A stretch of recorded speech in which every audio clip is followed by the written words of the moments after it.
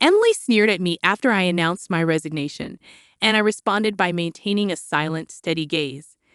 Our conversation had revolved around the company's decision to cut labor costs, with particular disdain aimed at those supposedly exploiting overtime pay.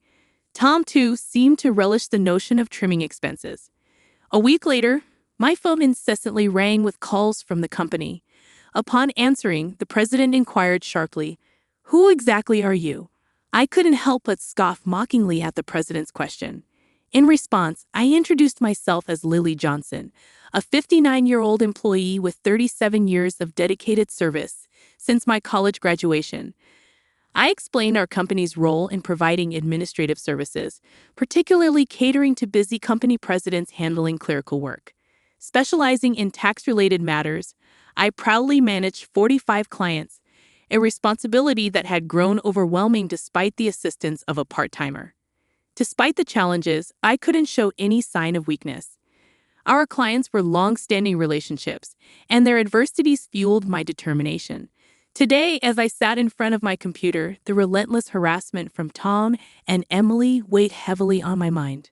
Tom, 7 years my junior and now the head of the tax department, had drastically changed his demeanor 3 months ago upon promotion.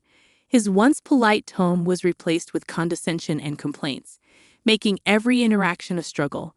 Even when I countered, he remained unfazed, instructing me to consult the manual for guidance and warning against unnecessary actions. Emily, Tom's assistant, joined in the harassment, criticizing my efficiency and mocking my rank and file status. Despite being the first to decline a promotion to department head, a fact unknown to Tom and Emily, I committed to completing my regular duties. Their harassment persisted, with Tom accusing me of increasing overtime, branding it a waste. Emily echoed his sentiment, sighing as she claimed my constant overtime was dragging down the entire tax department's performance. The recent cause of my overtime was Tom unexpectedly leaving a month's worth of client files on my desk to be filed by the end of the month after work. My face drained of color as I glanced at the files before me. "Wait, these all have deadlines this month, right?" I uttered in confusion. However, before I could grasp the gravity of the situation, Tom was already packing up his desk, completely uninterested in addressing my concerns. "I'm heading out.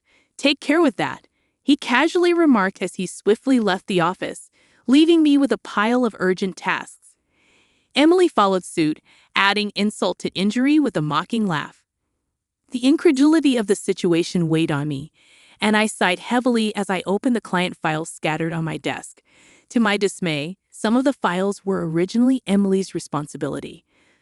The realization deepened my sigh. I understood why Tom had been subjecting me to relentless harassment. They wanted me to retire quickly. My extensive experience and deeper knowledge in taxation made me a preferred resource for other members of the tax department over Tom. Tom's unapproachable demeanor and unattractive appearance made everyone, except Emily, avoid him. It seemed Emily's proximity to him was strategic, driven by Tom's preference for younger female employees. The shallow nature of their thinking sent a chill down my spine. Emily's harassment was not just a personal vendetta. She aimed to curry favor with Tom, the one evaluating the tax department's performance. Despite these challenges, I had to manage the declarations.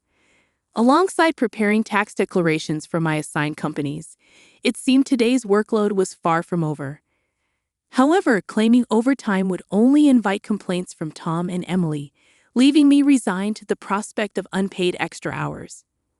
Then, unexpectedly, I received a summons to the president's office. Our company had recently undergone a change in leadership due to the former president's sudden illness. The new president, the former president's son, wasn't fully acquainted with our company. As I entered the office, I noticed Tom and Emily with unpleasant smirks on their faces. In a tense atmosphere, the president dropped a bombshell. "Lily, we'll need you to resign by the end of this month." My mind spun as I asked for clarification. Tom and Emily had apparently accused me of overbilling for overtime, citing that while others had around 15 hours, I had exceeded 80 hours. The president, oblivious to the true circumstances, seemed impressed with Tom and Emily's zero overtime. The reality of the situation hit me. The inflated overtime was a result of doing Tom and Emily's work. However, revealing Tom's instructions would risk portraying it as my own inability to manage time effectively.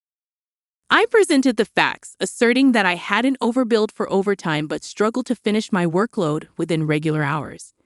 The president sighed deeply, expressing doubt but acknowledging the lack of evidence to pursue the matter further.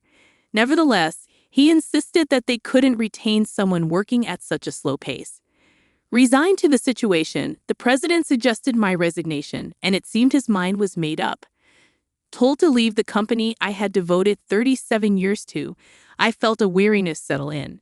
Despite my dedication, the additional workload from Tom and Emily went unappreciated. I agreed to resign at the end of the month, acknowledging that I had already communicated my decision to the president.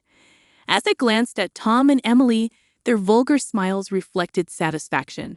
Leaving the president's office, Emily taunted me with a sarcastic, "Thanks for quitting," her sneer cutting through. I responded with a silent stare, facing similar disdain from Tom, who shared his approval of cutting labor costs and labeled me as someone exploiting overtime pay.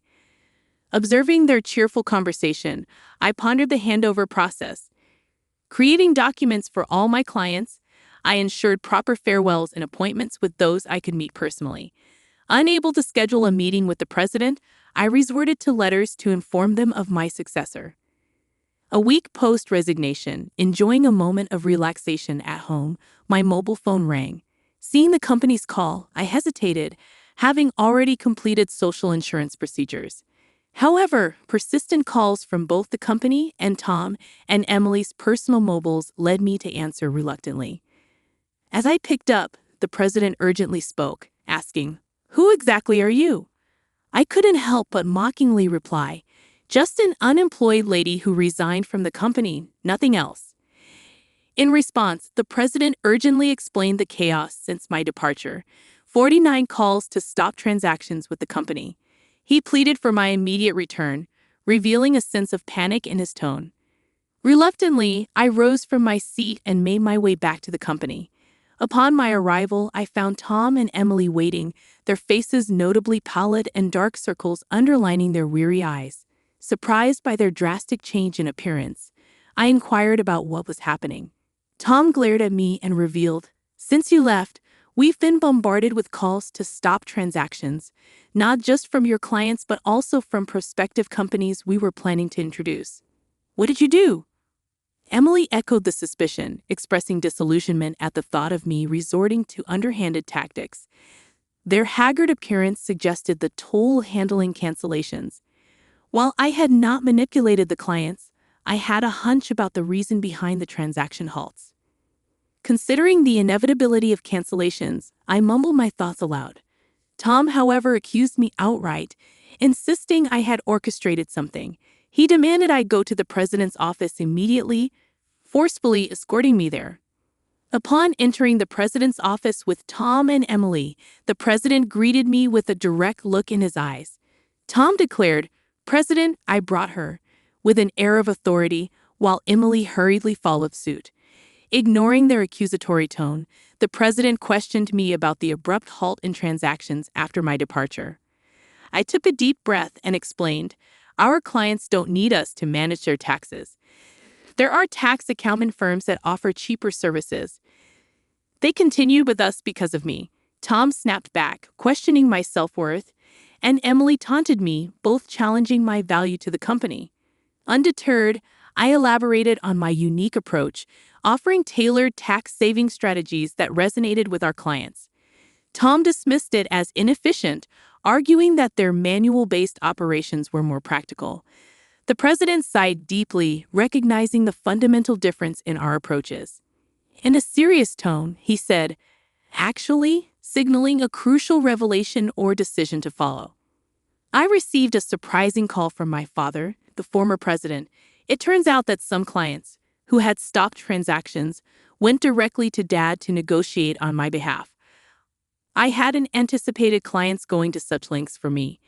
Dad emphasized that the tax department thrived because of my contributions. Not only did I manage my clients efficiently, but I also supported my colleagues' clients, possessing knowledge that even Tom couldn't match. Dad disclosed that if I hadn't declined the promotion, I would have held a higher position than a department head by now. The current president expressed regret with a pained expression. Emily appeared shocked, probably grappling with the idea that I could have been her superior. The president apologized for making me resign initially and asked if I would consider revoking my resignation. According to Dad, I was indispensable to the company. While I appreciated the change in the president's perspective, I hesitated to accept. Tom interrupted our conversation, visibly upset, and protested the president's decision, questioning why I was chosen over him. Emily echoed his sentiments, praising Tom's leadership and expressing disbelief at the preference for me. The president then sternly addressed them, revealing that since my resignation, numerous complaints had been received from the tax department, suggesting they had been shifting their workload onto others. Tom's face turned pale as the president exposed the fact that he had been pushing the preparation of client declaration forms onto subordinates, including Emily's work for multiple clients. The president pointed out the irony, considering Tom had accused me of being a salary thief. Observing Tom and Emily's pale expressions, the president continued by revealing an alleged leak about their romantic involvement. Tom struggled to defend himself, claiming he was merely mentoring Emily as her superior. However, the president produced receipts from the accounting department, indicating dining expenses filed by Tom. Confronted with evidence, Tom, sweating profusely, was unable to provide a convincing explanation. Emily, too, turned ghostly pale as the president accused them of neglecting their duties, inflating expense claims, and violating company policy by having an affair in the office while being married. In a calm and straightforward manner, the president declared the termination of their employment effective immediately. Tom and Emily tried to resist, promising to retract the receipt claims and pleading for their jobs. "I have a family," Tom desperately pleaded, attempting to reverse his termination. Emily echoed his sentiments, tearfully expressing her fear of being fired. She promised to apologize to me and others for burdening them with work, realizing the gravity of the situation involving neglect of duties and an affair with a supervisor. Concerned about her reputation, she implored for a second chance. Sensing their desperation, I offered advice. "Why don't you stop resisting? It's undignified," I suggested. Tom glared at me, retorting, "Shut up. What would a single person like you understand?" I sighed, reminding him, "Tom, you were the one who got me fired. It's just karma. What goes around comes around.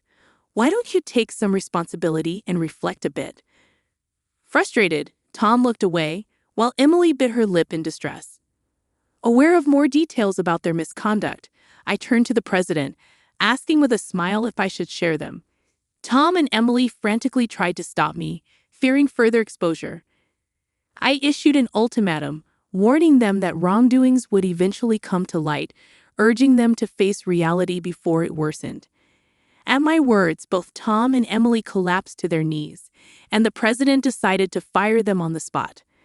Later, I revealed more about their misdeeds, including Tom faking business trips to spend days with Emily and their insidious tactics of harassing disliked employees into quitting. Despite my attempts to help those employees, Tom and Emily's strategies were relentless. They repeatedly reprimanded and pressured employees out of my sight, often assigning sudden tasks with tight deadlines. The resigned employees had initially asked me to keep quiet, but since they were now happily working elsewhere, I decided it was time to speak up. The president, furious at my revelations, expressed anger about cutting Tom and Emily's final salary. He planned to thoroughly investigate past inflated expense claims. Tom, with tears in his eyes, begged the president not to cut his salary, fearing the impact on his family. As the truth unraveled, Tom's affair with Emily came to light, leading to Tom's divorce. The two now face claims for compensation in the divorce lawsuit, marking the consequential aftermath of their actions. I became aware of the situation when Tom reached out to me, seeking assistance in persuading the president to reconsider their firing. Emily and Tom found themselves in dire straits. Despite their efforts, they struggled to secure new jobs in the tax industry. The industry's close-knit nature meant that word of their misdeeds spread rapidly, making potential employers hesitant to hire them. Desperate for income to cover divorce compensation and living expenses, they resorted to day labor at construction sites, a stark departure from their previous office roles. Emily would often call me in tears, pleading for help. "Lily, please help. I only wanted a better life, and I never truly liked Tom," she'd cry. However, I couldn't ignore the fact that their predicament was a consequence of their own actions. Many, including myself, had been impacted by their behavior. I reminded Emily that the consequences were a result of her choices. "You can't unring a bell," I told her firmly. Facing hardships was the consequence of her decisions. Emily's despair echoed through her protests. Despite her regrets, the outcome remained unchanged.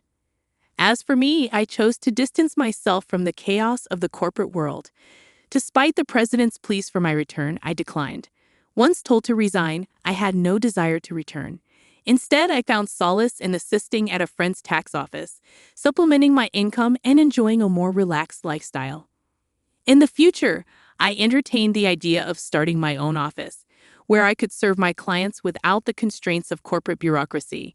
In my own space, I could fully dedicate myself to my clients' needs. As a tax accountant, I aspired to be on equal footing with my clients, providing service without superiority. This marked the beginning of a new chapter in my life, one filled with excitement and opportunities to pursue what truly mattered to me. My second life had just begun, and I eagerly anticipated the journey ahead.